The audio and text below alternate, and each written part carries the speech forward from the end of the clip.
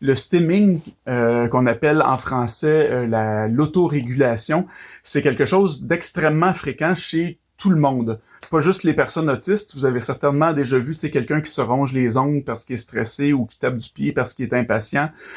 Chez les autistes, c'est quelque chose qui est particulier parce que non seulement c'est très, très fréquent, ça va être aussi plus intense, puis ça a une fonction qui est beaucoup plus cruciale. À la base, c'est des gestes qui servent à réguler les émotions, l'intensité sensorielle, donc c'est des gestes de régulation, que ça peut aider aussi pour la concentration.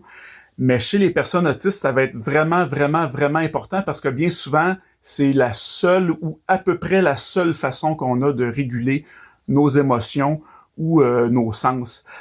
Puis ça va être bien important chez une personne autiste de pas l'empêcher de faire du stimming parce que je parle en connaissance de cause. Comme moi, quand j'étais à l'école au primaire, ben je me faisais chicaner quand j'avais tendance à jouer avec mes doigts, jouer avec mes oreilles.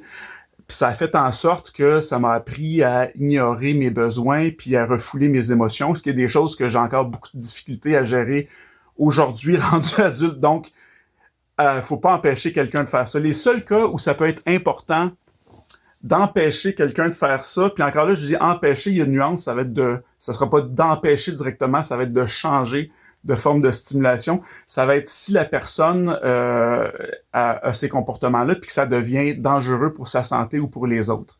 J'explique un peu, je donne des exemples de stimming. Ça peut être quelqu'un qui va se balancer comme ça. Ça peut être flapping comme ça, et agiter les mains. Moi, je joue beaucoup avec mes doigts comme ça.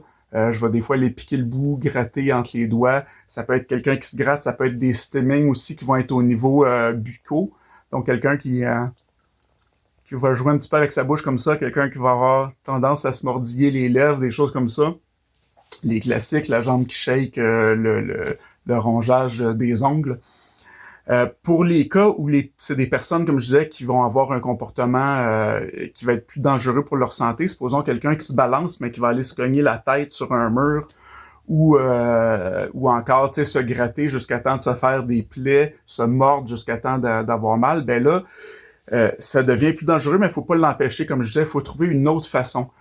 Puis pour ça, ben il y a des jouets sensoriels, comme vous avez certainement remarqué. Moi, je porte une bague en ce moment qui est texturée puis qui tourne comme ça. Fait que ça, c'est une autre façon de stimuler les sens. Il y a les bonnes vieilles balles comme ça, anti-stress, qui vont vraiment aider pour la stimulation. Les fameux pop-it là, qui étaient super à la mode que mes enfants avaient, c'est tous des jouets sensoriels. Petite brosse comme ça, au lieu de gratter, ben, on peut venir frotter comme ça doucement. Ça va apaiser le système nerveux.